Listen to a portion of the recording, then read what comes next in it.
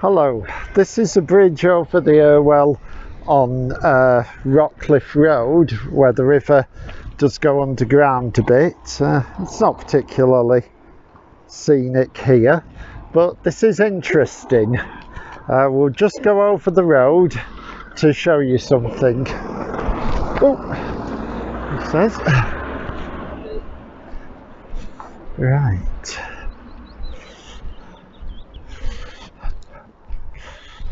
Okay, this looks and is an ordinary industrial building, quite long, but there is a significance here.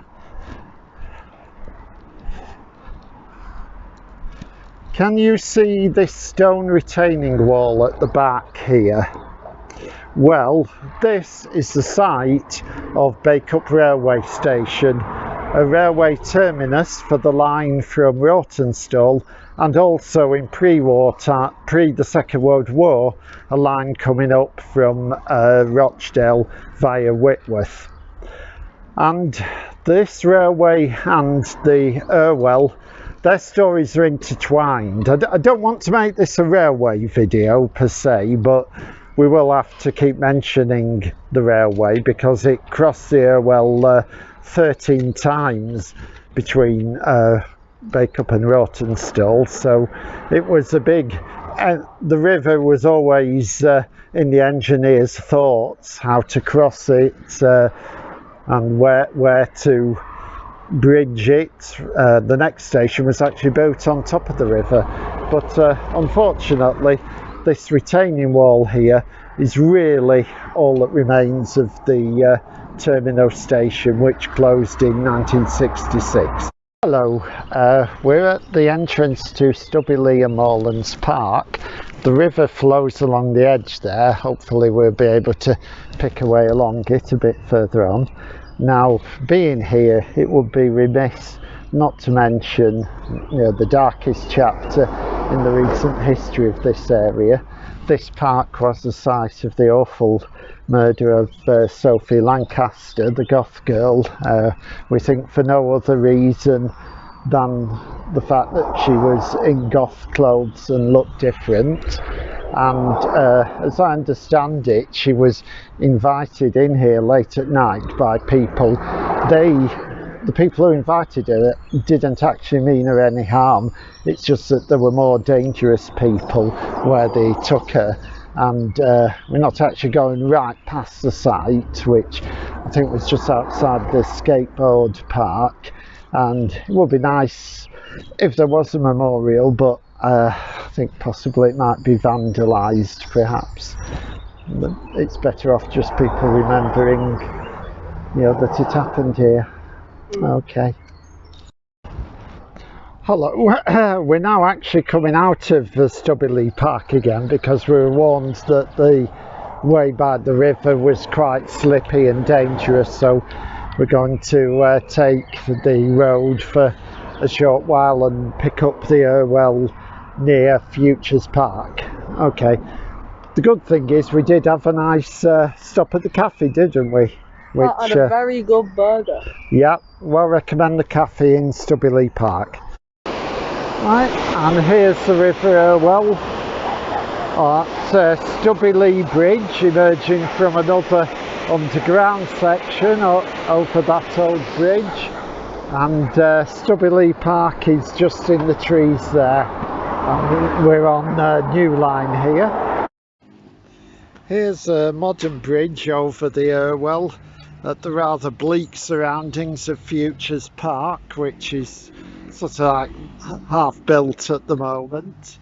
There's an older bridge over the Irwell just a bit further on, and we'll soon be picking up the first real tangible signs of the old railway line.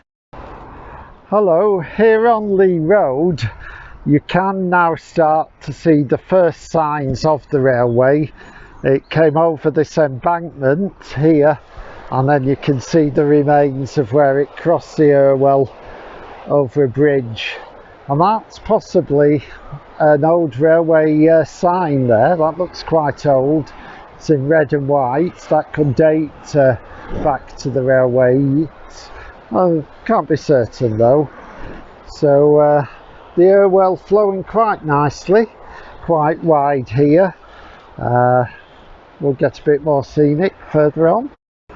Right, here we're on a nice little path through the woodlands below the cemetery between Bacup and Stacksteads, and the river's down there in a channel with that industrial works blocking access to it from that side, but I don't think there's much to see. You have to scramble down the bank to actually view the river itself, so we'll continue on to the next bridge.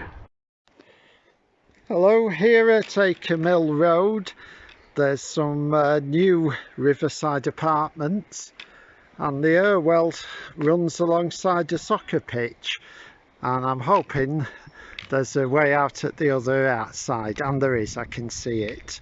So we're not going to walk across the pitch and disrupt the game, are we, Simon? Yeah. Right, here we are at the other side of the soccer pitch. We actually saw a good headed goal as we were going past, and there you come to this little garden and junction where they call it the Stacksteads Riverside Park, and I think this is more or less the route of the old railway, but it's certainly by the river.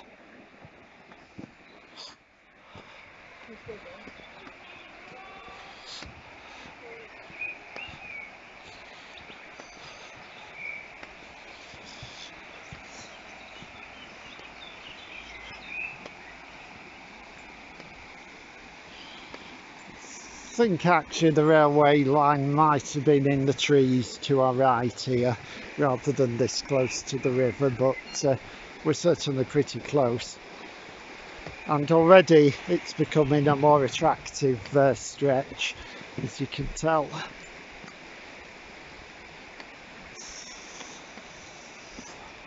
And looks like there might be some benches and tables here for us to have a snack stop. Nice little trying to decide if that's a sheep or a frog. I think it's probably, yeah, it's a frog, isn't it?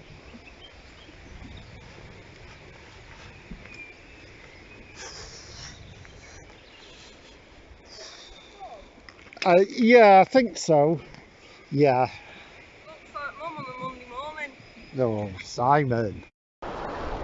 Hello, we're at the back of Blackwood Mews here, and just over this fence is the site of Stacksteads Station, which straddled the river at this point. The entrance was somewhere in that direction, and you can still see part of the bridge, the old bridge here. It's not really used anymore. The railway sort of came obliquely across the river and then headed off somewhere just to the left of the houses, and we'll have a look on Blackwood Road to see if we can see any of it.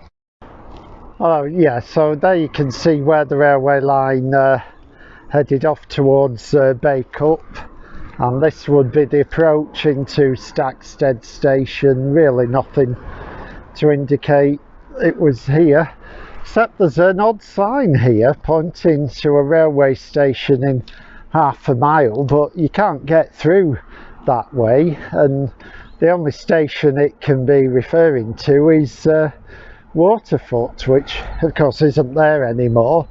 So I think somebody might just have uprooted this sign from somewhere else and planted it here. Hello, just past Stacksteads Station and Blackwood Road there's a multi-userway footpath, and eventually you can peel off it to the right and head down towards the river and the old railway track bed, which is where that lady and her dog are now, and that's the way we're going. So you can see the river rejoining us to the right. It's curved round the mill, but we're now seeing it by our side. Hello.